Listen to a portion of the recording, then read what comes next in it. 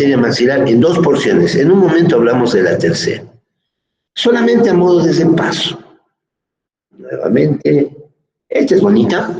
Este es otro corte. Este corte es también de la arteria maxilar, pero visto desde, hace rato veíamos desde afuera. Ahora estamos viendo en un corte sagital desde adentro.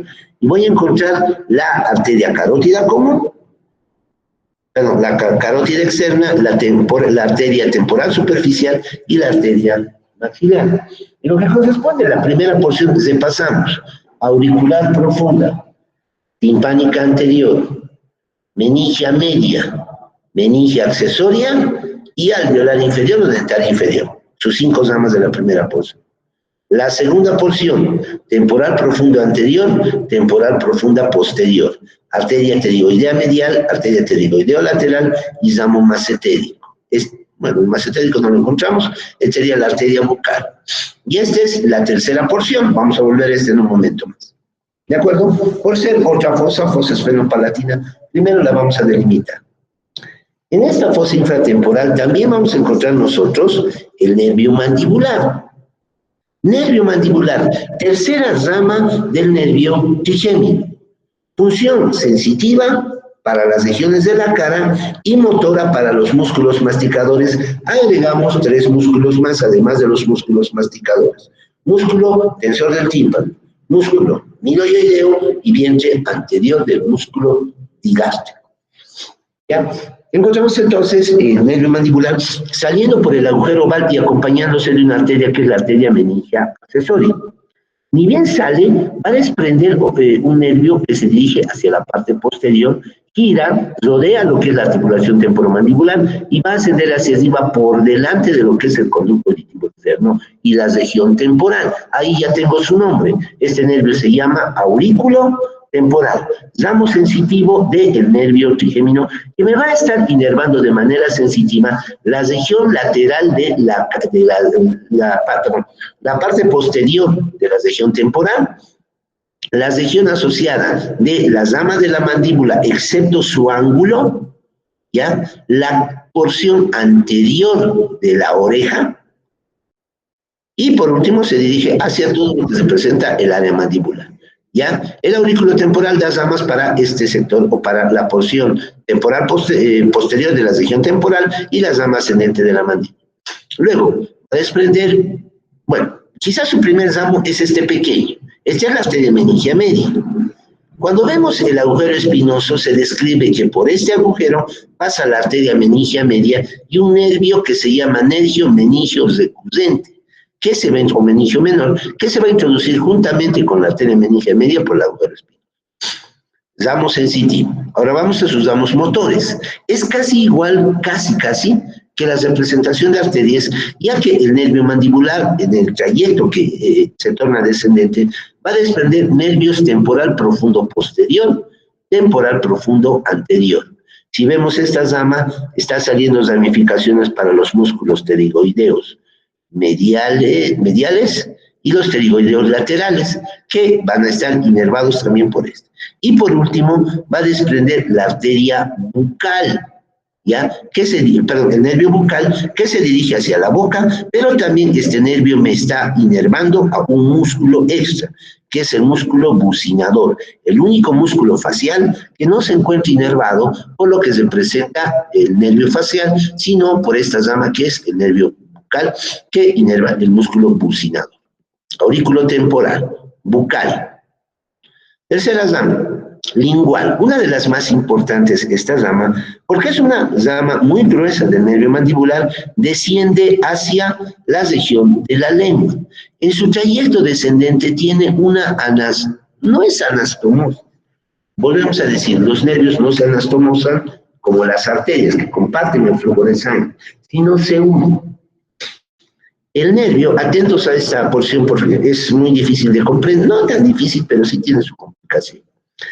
El nervio lingual se dirige hacia la lengua y en su trayecto va a desprender ramos sensitivos a la glándula submandibular y sublingual. El nervio mandibular no tiene más que 2 funciones, motor, sensitivo. no podría hacer que las glándulas secreten su contenido, no podría, porque no tiene ese tipo de fibras. Pero como quiera que este nervio llega hasta muy lejos, hasta la punta de la lengua, el nervio facial que aparece más o menos por acá, dentro del oído, en un rato les explicamos, va a mandar una prolongación, una ramita, esta que vemos hacer. Se llama la cuerda del tímpano. Esta cuerda del tímpano va a unir el séptimo par craneal, fibras del séptimo par craneal, con fibras del nervio lingual, que es rama del quinto par craneal.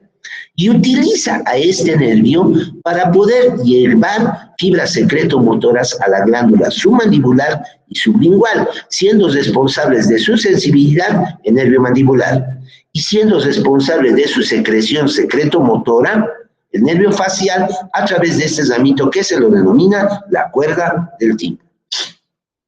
¿Entendido? Sí, doctor. Perfecto, gracias.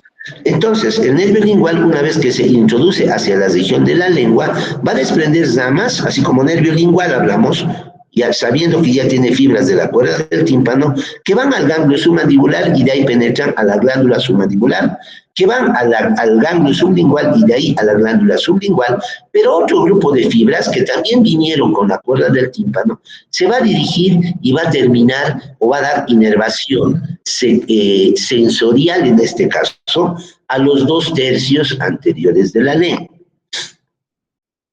A ver, ejemplo. Agarro, saco la lengua y por algún motivo me la muerdo, me duele. Ese estímulo, ¿quién lo recibe? ¿El facial o el lingual al trigémino? En este caso, tendría que ser el lingual. Lo sensitivo de los 2/3 anteriores de la lengua. Sensitivos, nervio mandibular mediante su nervio lingual que llega a los 2/3 anteriores de la lengua. Pero como les dije, el trigémino no tiene fibras sensoriales, solo es motor sensitivo a nivel del mandibular, oftálmico solo sensitivo, maxilar solo sensitivo y mandibular sensitivo motor. Es el único nervio que llega a la lengua. Por lo tanto, y estudios anatómicos fisiológicos que se han hecho han determinado que la función sensorial, o sea, percibir los sabores, agarro y un pedazo de chocolate toma contacto con los 2/3 anteriores de la lengua, el estímulo va a ir también por el nervio lingual, pero en vez de dirigirse hacia el nervio mandibular, se va a dirigir a través de la cuerda del tímpano al nervio facial, y el nervio facial va a ser quien interprete o quien lleve el estímulo hacia los centros específicos del nervio. Resumiendo, inervación siempre pregunta de examen. Inervación sensitiva de los 2/3 anteriores de la lengua, nervio lingual, rama del mandibular. Inervación sensorial de los 2/3 anteriores de la lengua, nervio lingual, pero con fibras que provienen de la cuerda del tímpano, que es una rama del nervio facial. Vamos a volver a incidir esto en un momento más. Entonces, la cuerda del tímpano va a llevar fibras secretomotoras y fibras sensoriales. Secretomotoras para la submandibular sublingual y sensoriales para los 2/3 anteriores de la lengua. Además, el nervio dentario inferior o alveolar inferior, que igual que la arteria se comporta, va a introducirse. El conducto dentario inferior va a discurrir por todo se va a dirigir hacia la parte anterior, dando ramos hacia las piezas dentarias, a todas las piezas dentarias inferiores, emergiendo por el agujero mentoniano, con rama sensitiva y distribuyéndose en la región del mentón. De este nervio va a salir un ramito motor extra del nervio alveolar inferior. Este se va a dirigir pasando por debajo de la glándula submandibular, va a venir y va a distribuirse en el músculo miloioideo y en el vientre anterior de este músculo digástrico, que viene desde la apófisis mastoides, baja hacia abajo, se refleja por encima del hueso ioides y va a ir a insertarse en la cara posterior de la mandíbula. Esa es la distribución del nervio mandibular. Como ya estamos introducidos y ya nos causó algo de duda la cuerda del tímpano, en esta diapositiva muy bonita, Néter es un genio, nos demuestra la cuerda del tímpano. Nervio ganglio trigeminal, oftálmico maxilar mandibular. Sale el nervio mandibular y está dando ramificaciones a lo que corresponde, por ejemplo, en este caso, al pterigoideo lateral, al pterigoideo medial. Tengo el nervio mandibular, el gangliótico, y estamos encontrando lo que representa el nervio lingual. Ese está dirigiendo hacia la lengua. Pausa. Aquí voy a ver nervio facial. Primera porción, segunda porción, tercera porción y sale por el agujero estilomastoideo. A este nivel, en la porción, en la segunda porción regularmente, va a desprender lo que es la cuerda del tímpano, que se llama así porque atraviesa el tímpano. Va a ir conjuntamente con la trompa, va a salir hacia la cavidad craneal y vemos cómo esta rama se está uniendo al nervio lingual y hace que este esté llevando fibras secretomotoras para la glándula submandibular y sublingual y además fibras sensoriales para los 2/3 anteriores de la lengua. Aquí tengo la arteria maxilar, dando sus primeras ramas cervicular profunda, timpánica anterior, meningia media, meningia accesoria, y hacia abajo la alveolar inferior. Por lo tanto, este es el nervio alveolar inferior, y este es el ramo para el músculo midoioideo y el miembro anterior del músculo gástrico. ¿Se entendió hasta ahí, jóvenes? Es uno de los, por su localización y por la doble, triple función y las uniones que tienen con otros nervios, la fosa infratemporal tiene su grado de dificultad, pero espero que hayamos un poquito aclarado esto. Por último, la fosa esfenopalatina o pterigopalatina. Ya hemos visto la fosa temporal simple, la fosa infratemporal no más complejita y lo que representa la fosa esfenopalatina. La fosa esfenopalatina se forma por 3 huesos. Al fondo, casi totalmente tapado en todo este sector, el hueso palatino. ¿Ya? Hacia adelante, la cara posterior del maxilar, tuberosidad del maxilar. Y hacia atrás, la porción anterior de las apófisis pterigoides. Serían los elementos que lo conforman. Al fondo, en el agujero, se llama el agujero esfenopalatino. Y lo atravieso, ingreso a la fosa nasal en su parte posterior. ¿Ya? Hacia afuera está, continuando, seguiremos con la fosa infratemporal. Este espacio no tiene nada más que vasos y nervios, pero los vasos y nervios que se originan acá, que es un área muy recóndita, muy profunda, si quieren ustedes, de las regiones de la cabeza, va a venir a presentar numerosos conductos.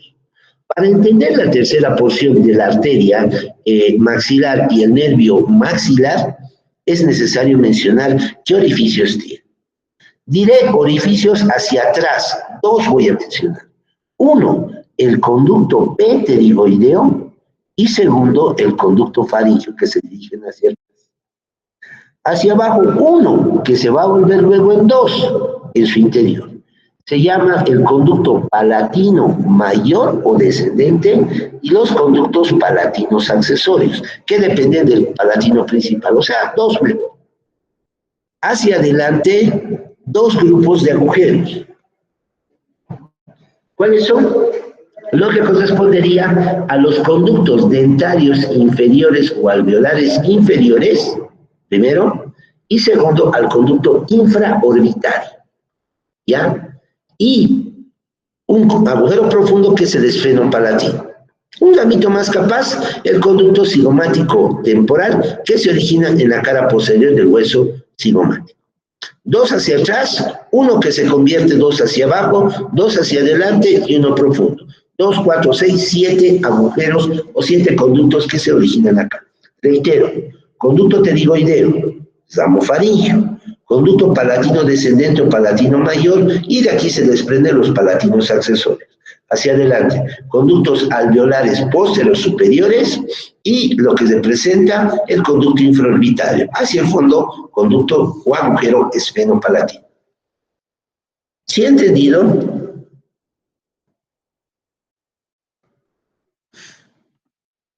Me voy a la tercera porción de la arteria maxilar, que es uno de sus contenidos principales. Fíjense, vamos a ir desde las 12 en contra de las manecillas del reloj. Primero, conductos hacia atrás. La arteria del conducto pterigoideo, igual que el conducto, se llama la arteria, y el ramo faríngeo son las 2 ramas posteriores que estaría dando esta arteria. Después, la arteria palatina descendente y derivado de esta, la palatina accesoria. Carlos Manuel, dime.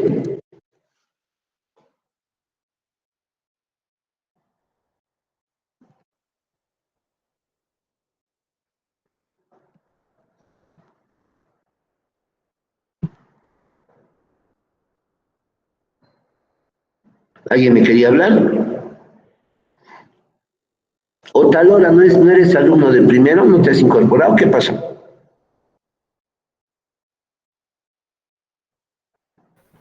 Perdón, doctor, tuve algunos inconvenientes. Ah, ya no decía porque de todos ingresó directo y de voz me pidió autorización. A eso me refería. Ya, seguimos. ¿Dónde estaba? Ah, ya. Hemos dicho dos conductos hacia atrás. El conducto pterigoideo, donde pasa la arteria del conducto pterigoideo y el ramo faríngeo. Hacia abajo, uno que después iba a volver en dos. El conducto, la arteria, perdón, palatina descendente, y de aquí se desprende la palatina accesoria. La palatina descendente llega a la parte posterior del paladar y se dirige hacia adelante, como arteria palatina posterior, que vasculariza la parte posterior del paladar. Su otra rama, la palatina accesoria, se dirige principalmente al velo del paladar y lo irriga. Dos hacia adelante hemos hablado, ¿cierto? Hacia adelante dos. La primera arteria baja hasta acá, hasta estos pequeños agujeritos que encontramos en la cara posterior del maxilar. Se llaman alveolares inferiores. Acá los tenemos, la arteria alveolar inferior, en este caso 3 nos está representando, y esas arterias penetran dentro del hueso maxilar y van a ir a desprender ramas arteriales para las diferentes piezas dentarias, principalmente los molares, tercer, segundo, primer molar, y suelen llegar hasta los premolares. ¿Ya? Después, la otra arteria, infraorbitaria. Esta se origina en la fosa esfenopalatina, asciende hacia arriba y pasa por la fisura orbitaria inferior. Se hace presente en el piso de la órbita en el canal infraorbitario. Luego el canal infraorbitario desaparece, se profundiza y se vuelve un conducto y se abre al agujero infraorbitario. En este trayecto interno que tiene esta arteria infraorbitaria, va a desprender una arteria que se llama la arteria alveolar media, superior media.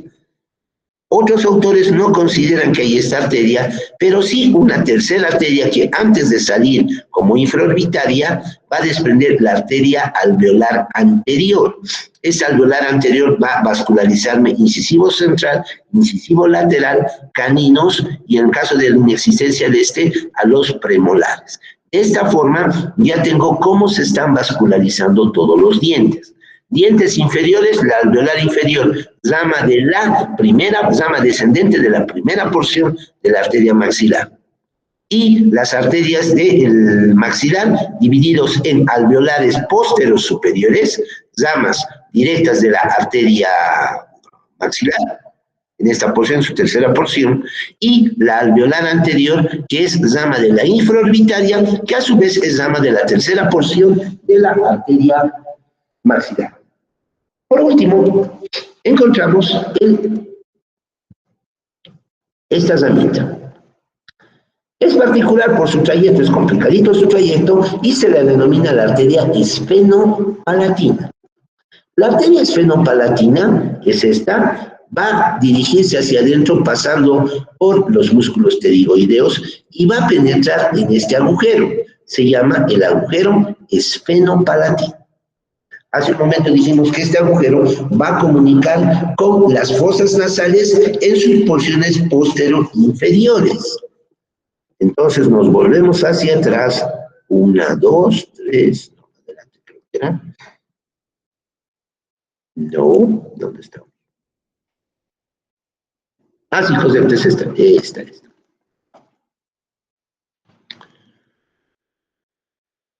Vemos a la arteria maxilar, tercera porción, ya vimos hasta la segunda, tercera. Arteria del conducto pterigoideo, esta chiquita, ramo faríngeo. Arteria palatina descendente, atraviesa el conducto palatino descendente o palatino mayor, se abre al paladar y se dirige hacia adelante. ¿Ya? Luego, palatinas accesorias que se abren en los agujeros palatinos accesorios y llegan a la parte posterior del paladar. ¿Qué más? Cortada por el corte la arteria alveolar póstero superior que se dirige hacia los dientes. La arteria infraorbitaria también cortada y por último tengo esta arteria que se llama la esfenopalatina que se mete al agujero esfenopalatino. Ni bien ingresa al agujero esfenopalatino, va a salir hacia las fosas nasales. Si trazo una línea imaginaria desde la punta de la nariz hasta el cuerpo del esfenoides, me da un territorio vascular póstero inferior por la arteria esfenopalatina que está dando ramos para este sector de la fosa nasal. Antero superior a través de estas dos arterias que las conocemos como etmoidal anterior y posterior o ramos nasales que están distribuyéndose en la parte antero superior de las fosas nasales. Valga decir, esta arteria esfenopalatina me irriga tanto para el lateral como para el medial de las fosas nasales. En este caso estoy viendo el tabique de las fosas nasales. Sus ramas van a dirigirse hasta el paladar y van a atravesar lo que representa el agujero incisivo como arteria incisiva, detrás de los incisivos. Llegando al paladar se da la vuelta y me genera una anastomosis en el paladar de lo que representa la arteria palatina descendente con estos ramos que son los ramos nasales mediales de la arteria maxilar. Bien. Eso correspondería ya, con eso estamos terminando lo que representa la arteria maxilar. Si se dan cuenta es una arteria muy compleja, casi 15, 16 ramas que están saliendo de acá. Haremos nuestro resumen nomás para no olvidarnos, ¿sí? Vemos entonces las siguientes. Primera arteria, ramos terminales de la carótida externa es la temporal superficial y toda la arteria maxilar. Esta arteria maxilar se divide en tres porciones. Primera porción mandibular, ramas, arteria auricular profunda, timpánica anterior, meningia media, meningia accesoria y alveolar inferior. Segunda porción pterigoidea, ramos temporales, en resumen estamos hablando, ramos pterigoideos, la arteria masentérica y la arteria bucal. Tercera porción, ya, esfenopalatina, daba la arteria del conducto pterigoideo, el ramo faringio, ramo palatino descendente de donde se origina la palatina accesoria, la dentaria o alveolar póstero superior, la infraorbitaria y termina dando la arteria esfenopalatina. 6 más 4 tipos de ramos más 6, estamos hablando de 16 ramos que tiene esta arteria a este nivel. En el libro van a encontrar un cuadrito, creo que no tengo cuadrito por acá, que nos permite un poco más leer y profundizar este aspecto. Por último, y afortunadamente no tan distinto a arterias, tengo el nervio maxilar, rama segunda de lo que se presenta el nervio trigémino. La rama primera es esta, nervio tálmico, que entraba al ojo y va a distribuir, vamos a ver esto en órbita, creo que ya han visto, y va a desprender el nervio frontal, que se iba a dividir después en el supratronclear supraorbitario, nervio lacrimal, que se dirige hacia la glándula lacrimal con función sensitiva, y el nervio nasociliar, que se va a dividir en nervios ciliares posteriores cortos, que van al ganglio oftálmico y luego entran al ojo, y ciliares posteriores largos, que también entran al ojo, pero sin ir por el ganglio. Luego, las vimos ahorita, vamos a encontrar a los nervios etmoidal anterior y posterior encargados de la inervación, igual que con arteria, que la distribución de arterias de las fosas nasales. El que me interesa ahora es es el nervio maxilar. Antes de salir del cráneo a través del agujero redondo, desprende un ramo meningio. Luego se introduce hacia lo que es la fosa infratemporal y va a dar ramos principalmente hacia el conducto pterigoideo, que principalmente sale de su ganglio. Va a haber también un ramo faringio. Del ganglio esfenopalatino salen los nervios palatinos descendentes y palatinos accesorios, casi similar a arterias. El nervio alveolar o dentario póstero superior, que se introduce hacia los agujeros dentarios y van a venir a inervar, igual que en arterias, principalmente tercer, segundo, primer molar. Luego, digamos, una de sus ramas más importantes, el nervio infraorbitario, que suele desprender un nervio alveolar medio, y antes de salir, igual que arterias, desprende el nervio alveolar anterior. Este se encarga de inervación de incisivo central, lateral, canino, y a veces los dos premolares, primer premolar, segundo premolar. Puede salir hacia la región de la cara y se distribuye como nervio infraorbitario, dando ramos palpebrales, ramos nasales, ramos labiales superiores y ramos genianos. Si vemos, es casi la misma distribución de arterias. ¿Por qué? Tenemos la fosa, tenemos dos agujeros hacia atrás, uno que se convierte en dos agujeros hacia abajo, dos agujeros hacia adelante y un agujero hacia adentro. Pero aquí hay un detallito.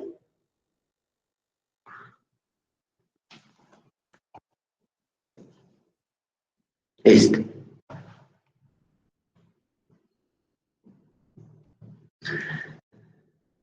El nervio facial ya daba la cuerda del tímpano, esta que se dirigía hacia la lengua, recordarán.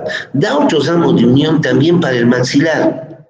Se llama, este es nervio facial, primera porción, encontramos su ganglio geniculado en el hueso temporal, su segunda porción, donde sale la cuerda del tímpano, y la tercera porción. Con color azul, desde el ganglio desprende su primera rama, que aparece en la cara superior del hueso temporal, conocido como nervio petroso. Este nervio petroso va a unir ramas con el noveno par craneal petroso menor,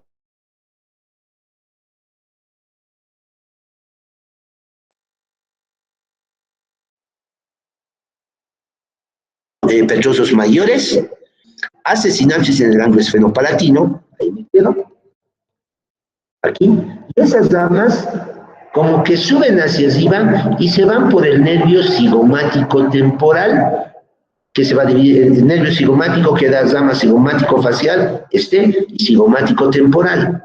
Siguiendo esta rama, les pido profundizar más en sus clases prácticas, va a dar un ramo de comunicación entre el maxilar y el oftálmico.